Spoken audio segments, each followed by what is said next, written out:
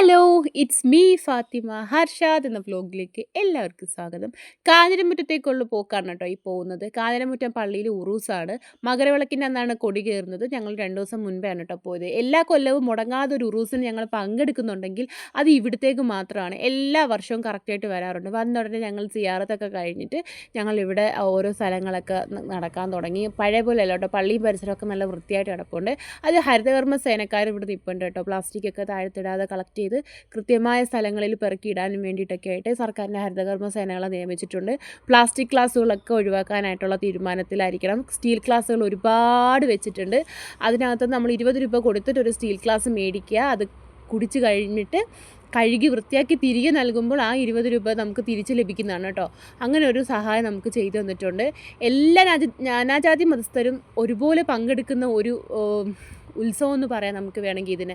കാര്യം എല്ലാ ആൾക്കാരും ഉണ്ട്. നമ്മുടെ എല്ലാ സഹോദരങ്ങളും ക്രിസ്ത്യൻ ആണെങ്കിലും മുസ്ലിംസ് ആണെങ്കിലും എല്ലാവരും ഉണ്ട് കേട്ടോ.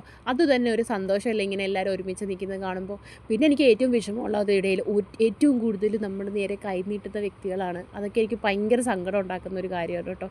പിന്നെ ഞങ്ങൾ മേലോട്ട് പോയി എന്ന് പറഞ്ഞത് മേലേപ്പള്ളിയിലേക്ക് പോയെന്നാണേ. ഇത് മലയപ്പള്ളിയാണ്.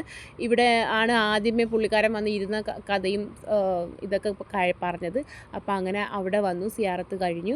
അവിടെയും ഹരിതകർമ്മ സേന നിൽപ്പുണ്ട്. കാര്യം പ്ലാസ്റ്റിക് ചന്ദനത്തിരിയൊക്കെ കത്തിച്ചിട്ട് പ്ലാസ്റ്റിക് വലിച്ചെറിയാതെ കറക്റ്റ് സ്ഥലത്തിടാൻ വേണ്ടിയിട്ട് ഹരിതകർമ്മ സേനക്കാർ നിൽപ്പുണ്ട്. പഴയ പോലെയല്ല, പള്ളിയും പരിസരമൊക്കെ നല്ല വൃത്തിയായിട്ട് കിടപ്പുണ്ട്. പിന്നെ ഒരുപാട് ടോയ്സും അങ്ങനെയുള്ള ബജ്ജി, ജ്യൂസ്, ഗ്ലാസ്, അങ്ങനെയുള്ള ഒരുപാട് സാധനങ്ങളും കളി സാധനങ്ങളും ചെരുപ്പും മറ്റുമൊക്കെ വമ്പൻ വിലക്കുറവിലൊക്കെ കച്ചവടക്കാരൊക്കെ ഉണ്ടായിരുന്നു. പിന്നെ പള്ളിയുടെ പുറകുഭാഗം കണ്ട നല്ല രസമില്ലേ കാണാൻ. പഴയ പോലെ ഒന്നും അല്ല കേട്ടോ, നല്ല അടിപൊളിയായിട്ടുണ്ട്. എല്ലാ കൊല്ലം മുടങ്ങാതെ നമ്മൾ വരുന്ന സ്ഥലമാണ്. ഇപ്രാവശ്യത്തെ ലൈറ്റ് എഫക്ട്സ് കുറച്ചും കൂടെ നല്ല രസമുണ്ട് കാണാൻ. പിന്നെ ഇത് നമ്മൾ കയറി വരുന്ന വാതിലാണ് കേട്ടോ. ഞങ്ങൾ ഇപ്പുറത്തൂടെ നടന്നിട്ട് അപ്പുറത്തൂടെ കറങ്ങി ഇപ്പുറത്തൂടെ കയറി വന്നതാണ് കേട്ടോ ഈ കാണുന്നത്. പിന്നെ അവിടെ നിന്ന് ഇറങ്ങിയിട്ട് ഞങ്ങൾ നേരെ വീട്ടിലോട്ട് പോയി. തിരിച്ചിറങ്ങിയപ്പോഴത്തേക്കും തണ്ണീർമുക്കത്തെത്തിയ ഒരു ചായ മസ്റ്റാണ്.